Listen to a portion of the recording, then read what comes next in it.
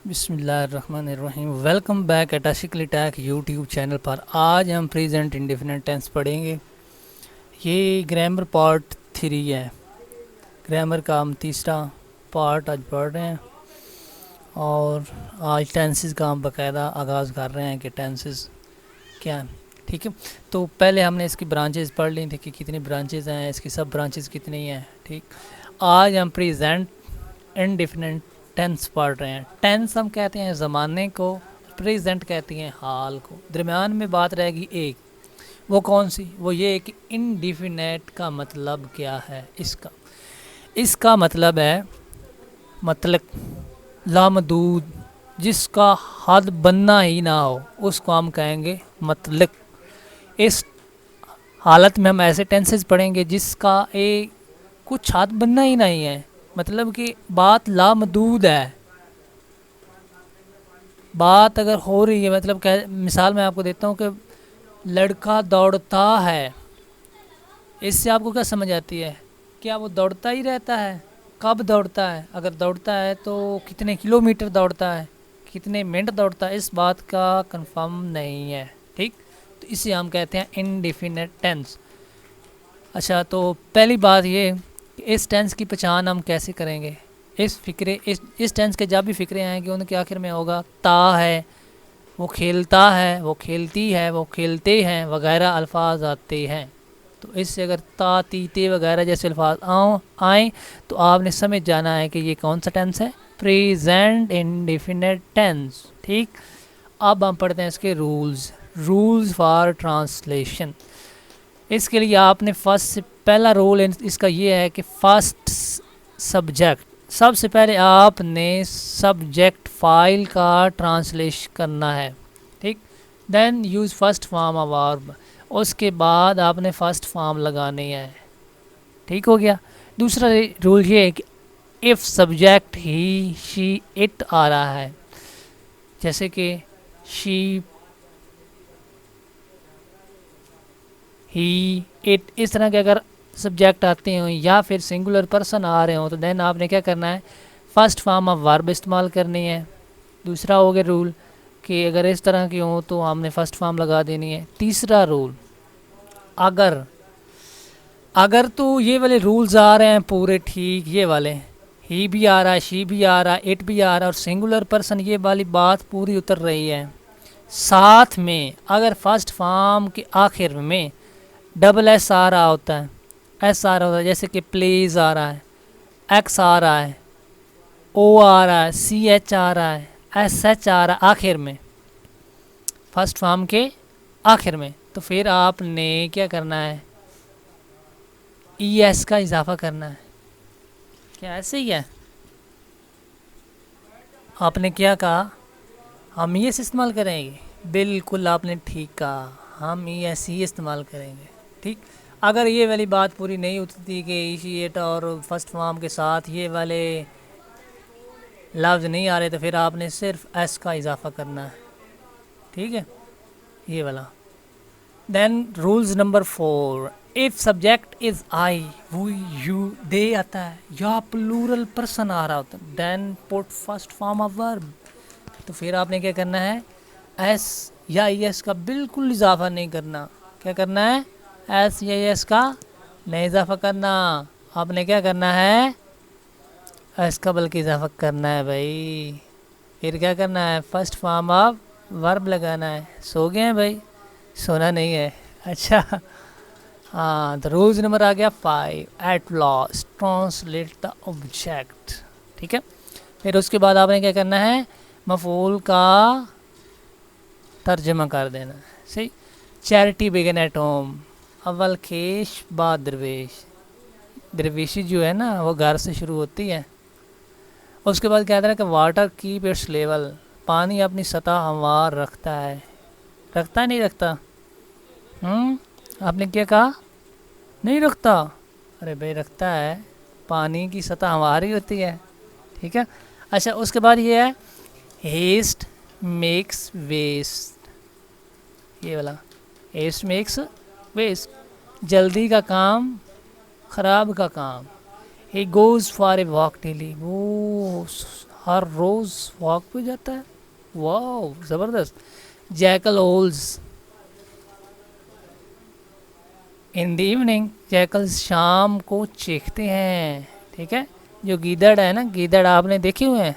नहीं देखे, कोई बात नहीं, जंगल में जाएं, वहाँ पर बहुत होते हैं।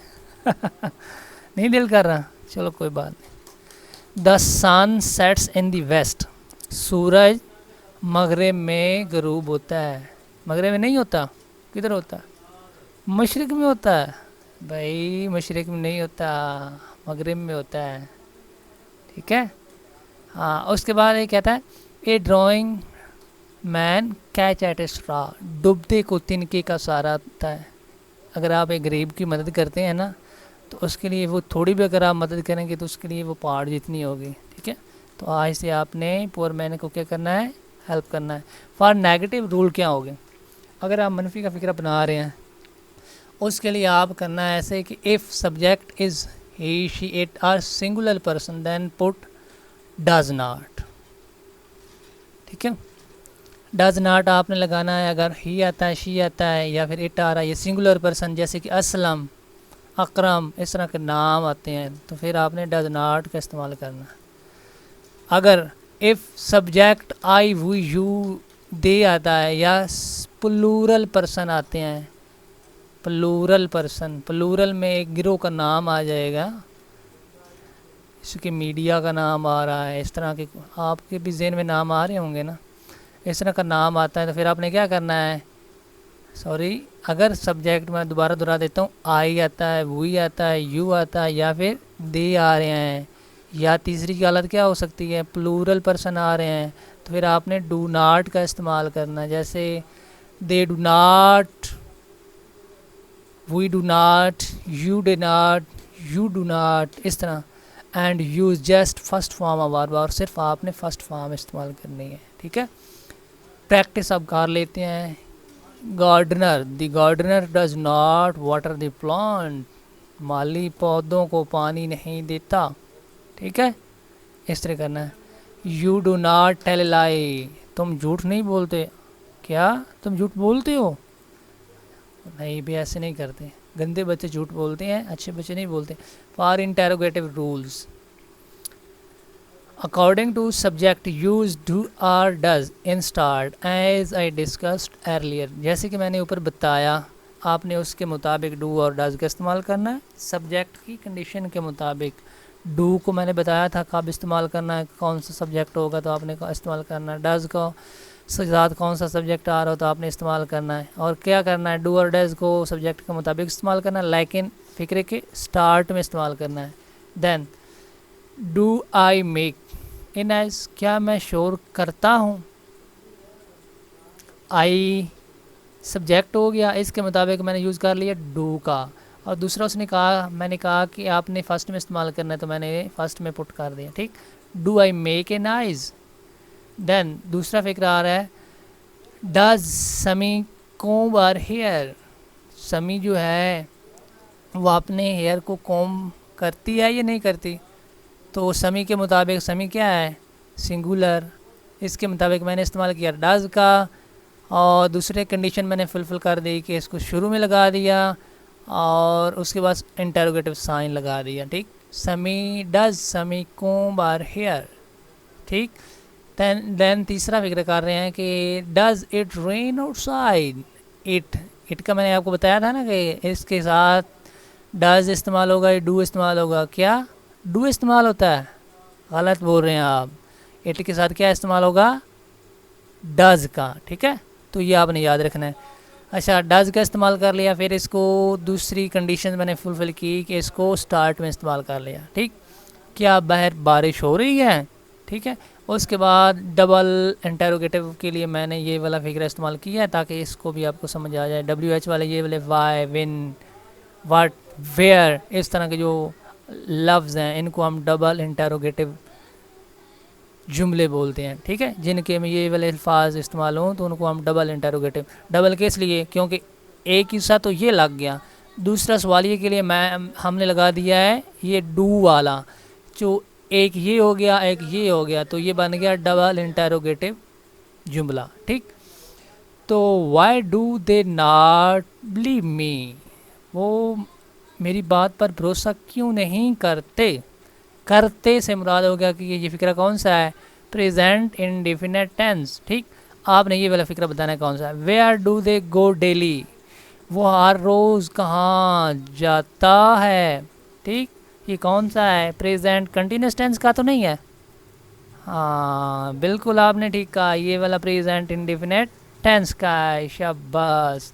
व्हेन डज ही स्टडी, वो कब पढ़ता है। शाबाश अकरम भैया, आपने बताना है ये कौन सा फिक्रा है। क्या, वेल डन, ये वाला है प्रेजेंट इंडेफिनिट टेंस का। ठीक कहा आपने। आप बसलम, आपने बताना where does the children play hide and seek, हाँ बच्चे आंख मचोली कहाँ खेलते हैं। हाँ तो ये भी है प्रेजेंट इंडेफिनिट टेंस का। सो आज का लेक्चर यहीं तक था। जाने से पहले आपसे रिक्वेस्ट कि आप लाइक शेयर और सब्सक्राइब करना मत भूलें। मिलते हैं एक नए ट्यूटोरियल के साथ। Thank you, good bye.